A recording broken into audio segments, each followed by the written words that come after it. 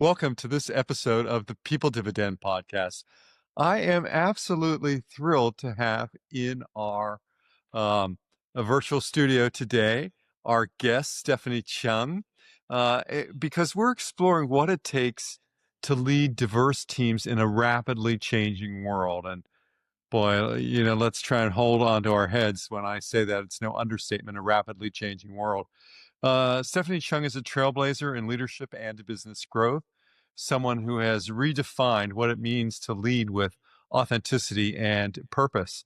She's a global leadership expert, the first African American president of a private aviation company, and author of the recent book, Ally Leadership: How to Lead People Who Are Not Like You. With over 30 years of experience driving business growth and leading diverse teams, Stephanie is here to share her insights on how leaders can embrace vulnerability, overcome bias, and become true allies in the workplace. Stephanie, welcome to the People Dividend. Thank you so much for having me. Thank you very much, Mike. I'm glad to be here, actually. Well, and I'm glad that you're here as well. Stephanie, your book, Ally Leadership, is all about leading people who are not like you. For our listeners, what's the first step leaders need to take to become true allies in the workplace? Just unbundle that. What's allies? Can you unbundle all of that? Absolutely. So the book itself and the title Ally Leadership, I always want to start with what I think is an important part, because I could have called the book Allyship: How to Lead People Who Are Not Like You, but I didn't, because Ally, Mike, is an acronym. So the acronym stands for Ask, Listen, Learn, You Take Action. So that's the type of leadership framework we have. So you need to be an ally leader, and then that then sets you up for the system, which is how to lead people who are not like you. So with that said, let's break it down in its simplest form, Mike. Right now we've got 6 generations at work, which is unheard of. And those of us in leadership, we know that a Gen Z person doesn't think about and see work the same way as, let's say, a boomer does, right? So 6 generations at work. So that's situation number one. Lots of different expectations and perspectives. They just see the world differently, especially the work world differently. Then you've got women as the majority of the population. So that changes the dynamics at work, because women communicate differently, right? Then you have every ethnic group growing, non-ethnic group shrinking. That changes the dynamics at work, because the demographics are changing. People have a different worldview, have different experiences, et cetera. Then you also have people who have neurodiverse, perhaps they're neurodiverse colleagues, or maybe they have physical abilities, different physical abilities, or they're from the LGBTQ plus community. I mean, the list could go on and on and on and on. So the thing that leaders are being challenged with, Mike, is the fact that they're leading people who are not like each other, and they're not like them, the leader. And so the real question is, how do you do it? And that's really why I wrote the book, because I come from an industry where I was definitely the unicorn, right? There's not a lot of people that, think like me, look like me, communicate like me within the private jet space. And so I had to learn how to figure it out. The benefit that I had coming to the table, Mike, is the fact that I grew up a military child. So I grew up a military brat. And so what's great about that is I moved around every 2 years of my life. So I constantly, as a little kid, had to figure out how to actually interact with people who were not like me, because perhaps they came from a different country, different culture, definitely had different thinking processes, communication process that was all different. And so as a little girl, I had to learn how to figure it out to always be the professional new kid, right? Whether it's in school or the neighborhood, et cetera. And so that is something that I got to see and witness firsthand. And then it just really, became much more expansive as I got into corporate and leadership, et cetera, and on boards and all that stuff. So that's Stephanie, the mission behind the book. you talk about meeting people where they are and leading them from there. Can you share an example of how this approach has worked in your own leadership journey? I mean, given so many firsts, the instances you just described. Yeah. Yeah. So when you think about meeting people where they are, if I don't have that lived experience, then it's important for me as a leader to meet people where they are. Don't assume that because the way I see the world is exactly how they see the world. And in a very simple example would be, I will give you one. When I first became a salesperson, Now, I grew up a military brat. Okay. So all I saw was people in uniforms. And then my very first job when I worked for the airlines is I was parking planes and loading luggage. So that meant I too was in a uniform. So my whole upbringing was seeing people in uniforms. And then my first job was all about uniforms, right? So now all of a sudden, fast forward, I get promoted into sales. Well, now I'm having to dress a different way. I've never had to dress in a non-uniform way, right? Because I've only had uniforms. So my boss, I remember my boss, who was another female, this was many, many years ago. I went and I was like, okay, I'm going to go see customers because I'm now this new salesperson and I've never sold a thing in my life. And so she's going to take me to go visit customers. And I go and I scrounge up all my money I have and I go buy what I thought was a great looking suit, Mike. And so I get into the office and my boss, another female executive, looks at me, looks me up and down, and then says to her assistant, not to me, Mike, even though I'm standing right there. She goes into her office, closes the door, and on her way into her office, closing the door, she yells out to her assistant, Jill, cancel all of our appointments. I can't take her looking like that. Now, the truth of the matter is, if she knew anything about me, she'd know I actually only, because here's what happened. I'm now shocked. I don't know what to say. I thought I looked fantastic. And I go over to Jill, the assistant, who ended up being an ally in this scenario. And Jill said to me, now mind you, this was many years ago. Jill said to me, she goes, Steph, ladies don't wear pantsuits. Now, how would I know that? Okay, I come from military background. Everybody's got a pantsuit on there, right? And then I come from, working on the ramp where I'm wearing pantsuits. Now, at my first time going out, I didn't know that ladies don't wear pantsuits. How would I know that? So that's a simple example, Mike, that my boss could have been like, you know what? So before we go out, let's talk about, how this whole day is going to go. And that would have been a great opportunity for her to coach me. And then I know if I'm going to buy a suit anyway, to buy a suit that's not a pantsuit because ladies don't wear pantsuits. I wouldn't have known that. So I use that as a simple example of, it could be if you're taking somebody golfing for the first time and you're the leader.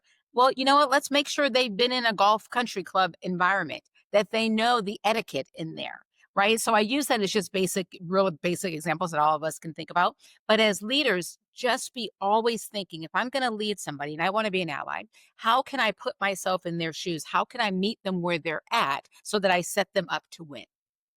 Fantastic, Stephanie. And you, in your book, you say that privilege isn't a dirty word, and maybe this transcends from the pantsuit suit issue.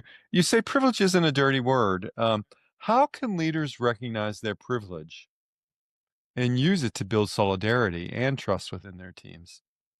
Well, the first thing is think about this. I mean, if you really think about just the word privilege, Mike, up until a few years ago, the word privilege is actually a very positive word. It's now a trigger word for a lot of people, which is ridiculous. Everybody has privilege. Everybody. So I'll use myself as an example. I am a person who doesn't have a disability. So when I'm going into a business meeting, I don't have to worry about whether the building has a ramp or stairs. I don't have to worry about is there a braille on the elevator. I don't have to worry about all that stuff. It's a privilege because I don't have any of those physical disabilities that I have to think about that stuff. If I'm a right-handed person, right? Every car is built for a right-handed person. So if I need to go rent a car and do a stick shift, I don't have to think about it because I'm a right-handed person. If I'm left-handed, I might have to think about some stuff, right? But everything around us is built for the right-handed person. Again, I'm using it in its simplest form so that everybody gets it. All of us have a privilege, period. Privilege doesn't mean anything other than somewhere along the line in your life, you've got an unfair advantage. And so I want leaders to just think of it that way. Now, the real question becomes, because if we go back to you being an ally leader, you're going to ask, listen, learn, and you take action. That's a really important part. How do I use my privilege to actually take action to help anybody on my team or anybody in my company be set up to win?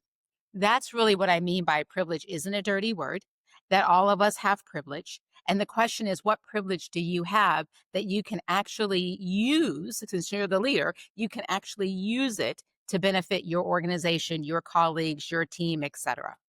Let's talk about building some of the building connections more, Stephanie. And You've worked with teams across generations, from boomers to Gen Z to whatever's in between, or however you define these generations today. As you said earlier, around six generations in the workplace, no accident. What are some red flags that show a leader might not understand their employees? And how can they repair these disconnects or disconnect? Yeah. Well, the very first thing, most leaders are running around because listen, right now leadership is hard. I mean, it's always been hard, but it is really hard right now because we have geopolitical situations going on. We've got wars going on. We've got global supply chain issues going on. We've got tariff issues going on. And then on top of that, leaders still have to figure out how do I attract top talent, retain my top talent, and how do I make sure my board's happy, my stockholders are happy, and my customers are happy, my employees are happy. It is hard to be a leader right now. Now, how you make that easier, right, is to figure out, okay, how am I going to utilize this so that everybody can win? How do I make leadership not so hard? And the way that I think that you do it is to make sure that you can lead all different types of people, that you have all different types of people that you're, at the table, right? Because in business, what you don't need on top of everything else I just mentioned is to be behind in business or not hitting your goals or We not, don't want that. driving yeah, you don't need any of the revenue stuff that, not falling short, right? Because it's hard enough. So, what I want leaders to realize is the way that you make this easier for yourself is to tap into all the gifts and the talents of all the different people in your Gifts, organization. talents. That's, yeah, the gifts and talents that they have. They all have something, right? Or else you wouldn't have them working there. And so, how do you tap into that? So, a simple way that I want leaders to think about it, because I always tell leaders, don't make this hard. Your job is already hard enough. So, don't make this harder. An easy way that you can do it to lead all different types of people and be successful is one, make sure that you've got, if you just look at any meeting that you go to, just do this for one day, leaders. Every single meeting you're in, pay attention to the meeting itself. Who's missing in this meeting? How is everybody thinking? When somebody throws out a thought that's different than everyone else, how do people respond to that? Do they poo poo it? Do they make fun of it? Do they encourage it? Is there anybody throwing out different thoughts in this particular meeting? If everybody's thinking the same, you can have people that all look different, but if their thought process is the same and they communicate the same and they act the same and they see everything the same, you've trained sameness. And that's not good either, right? So when I talk about diverse teams, I'm literally talking about it in every shape, form, and fashion. Diversity of thought, communication style, upbringing, experience, and yes, gender, race, and all that stuff. If I you always do even that, start with it. Mike, Yeah. yeah, I was just going to say, if you do that, here's what the statistics will say. Yes. Diverse teams are 35% more productive. Diverse teams are 70% more likely to capture new markets. Diverse teams are 36% more profitable. I could go on and on and on. Google it. Don't take my word for it. Google it. Harvard, Deloitte, McKinsey, everybody that's top of the game will tell you that there's no question teams that don't think alike, look alike, act alike, and communicate alike, they're just going to perform better. Now, the question for we leaders is to figure out, do you know how to lead a team that doesn't, think exactly like you? That's the real challenge for leaders. And so that's what I want leaders to do, is to really do some deep work inside to figure out, how am I going to get the best out of this organization and or team? And it starts with your own being self-aware, because we're so busy, because leadership is hard. We're kind of running around like our hair is on fire, but therefore we're not paying attention to our attention. Right? Pay attention to your attention. What is going on in your meetings or your organization or your team that with little tweaks here and there, you can actually get the team to perform at a really high level, because they're challenging each other and they're challenging the status quo, all in a good, respectful way. And they feel comfortable enough sharing their thoughts and their ideas. That's when you've got a winning team. Until then, you've just got a bunch of sameness, a cult, if you will. It's so great. Thank you for illustrating all of that, for making it available. As many in the audience will know, as I've told the story, I keep it very simple for most of my clients. I mean, around working with DEIB concepts, and that is first just to say hello to people. Simple. And then if you want something to practice, is get your head out of numbers and, what was the experience that you had? What have you heard from others? So that we're really working in this dynamic world that we live in. Now, just a couple of things. You've had such in terms of of who you are, you've had such an incredible career as you've described from being a baggage handler to becoming the first African American president of an aviation company, private aviation company. What's one leadership lesson that has most shaped your journey? Or, if you want to think about it, what's the advice you'd give your younger self, Stephanie? Yeah. So I would say, you know what? Don't don't sweat the small stuff. That's one advice I would give my younger self. Because at the end of the day, when you think about, I'm a fan, Mike, of just listen. As leaders, we want to win, right? But the secret to winning is winning. Like it's called the winning effect. That's the neuroscience behind it. The more you win, the more your brain actually gets excited about winning and produces a whole lot of chemicals that it wants to reproduce and get that same feeling back. So the secret to winning is winning. Now, as leaders, we have to figure out, well, what does winning actually mean? Well, winning isn't just mean I win and everybody else maybe wins or loses. Winning is we all win, right? We're going to all win together. We're going to all lose together. And so the best way that I would look at this and think about this from my younger self is to figure out, well, how do I help other people win? And how I help them win is to give them an environment where they can literally utilize their gifts and talents, right? That's like it's our, the fulfillment we all have, that we're working for something bigger than just ourselves, and that we can feel like we're accomplishing something and that we're contributing to something that's making a difference. That's really just vision casting, as we would say for leaders, right? But you've got to get the right people in the right place. And so the things that I've learned over the years is it's not just me running hard and working fast and, all that. That's not what it is. It's all about, okay, let's make sure we're all clear on what business are we in? How does the business make money? How does what you do contribute to helping the business win? And then how do we all win together? Right. So, again, keeping it super simple. But what I would just encourage my younger self is to say, don't sweat the small stuff. The same things that we learned when we were little is the same rules apply now, right? How do I make sure that everybody on the team feels like they're set up to win? That's my job as the leader. And then I just continually every day figure out, how do I block and tackle, get out of the way so that they can literally win at their gift and talent based on the position I've gotten them in. Oh, that's so wonderful. And Stephanie, for leaders listening today, wherever they're listening to the People Dividend podcast, who want to start becoming better allies, what's one small step they can take now? Oh, you know what? I love that question. The very first thing I would say, because I'm like you, I don't want to make this complicated, is have an attitude of curiosity. That is so important. And once upon a time, we would, like, if you go on vacation, right, as leaders, if we go on vacation and we go to some foreign country, we're going because we are curious about that country. We want to try the food. We want to see the sites, maybe their historical sites. We want to be with the people and the culture. And all of that stuff is why we're going on vacation. Yes, to rest and relax as well, but to also just immerse ourselves into something that's unfamiliar. Well, you don't have to go on vacation or take a 10-hour flight to get that accomplished. You could actually just probably drive, less than 10 minutes from where you live and get that same thing accomplished, right? You could go into an environment where not everybody looks alike or looks like you or talks like you or shares the same food as you. Go into an area that it's not everyone's like you, and now all of a sudden you get to experience their culture. Maybe try out their restaurants. Maybe go look at their art museums or their, galleries, or immerse yourself into their culture.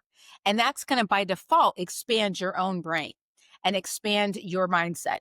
Because when you're looking to lead people who are not like you, it's not just a head issue, right? If it's just a head issue, it's performative, but it's a head and heart issue. And so, what I always want leaders to think about is this doesn't have to be complicated and hard. Just drive up the street, right? And go someplace where not everyone's like you. And instead of going there with, any kind of preconceived notions, go there with in a spirit of curiosity, and then start to talk to, and have a good time and enjoy some great food and listen to some wonderful music. And that's going to take you so much further, because what it will do is put you in a position of a leader who's always curious. And we as leaders know that's the biggest thing. You just have to come in with curiosity, right? Nobody's expecting you to have all the answers. You come in with curiosity, you're the leader. You know how to drive the rest of it forward, right? But it all starts with your posture, and your posture needs to be one of curiosity. Well, let's stay with that concept of curiosity. And in that regard, where can our listeners find your book, Ally Leadership? I mean, and learn more about your work. Well, thank you. So you can buy the book anywhere, Amazon or anywhere where books are sold. You can go to stephaniechung.com to find out all about me. And I'm on all the social channels as well. So, and my call sign is at the Stephanie Chung. And then also, if you want to go further, the book is great because it gives you a good understanding. But we also just created a training because we realize that people do want the book, but they want more. And so there's an online training that they can do at their own pace that allows you to really start to do some self reflection for both you and your team. And it's called stephaniechung.com/earn because that's the system, EARN. And that will take you right to the course. And you can, go ahead and continue to go a little bit deeper if this is something that you're very serious about. And listen, at the end of the day, we're in a global world, right? You don't have a choice but to figure out how to lead people who are not like you because they're not going away.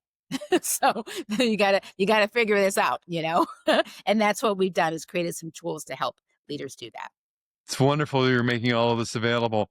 I'm so grateful to have been in conversation today with Stephanie Chung, who's reminded us that leadership isn't about having all of the answers. It's about meeting people where they are, embracing vulnerability, and about leading with authenticity and curiosity. But by becoming true allies, I think this would be Stephanie's message, we can create workplaces where everyone thrives. So, Stephanie, thank you, Stephanie Chung, for joining. And I'm inviting my listeners to connect with your work. Thank you so much for having me, Mike. Yes. And until the next time, for all of the folks listening to the People Dividend podcast, please don't forget to subscribe, leave a review, and tune in for the next episode. And until then, stay well.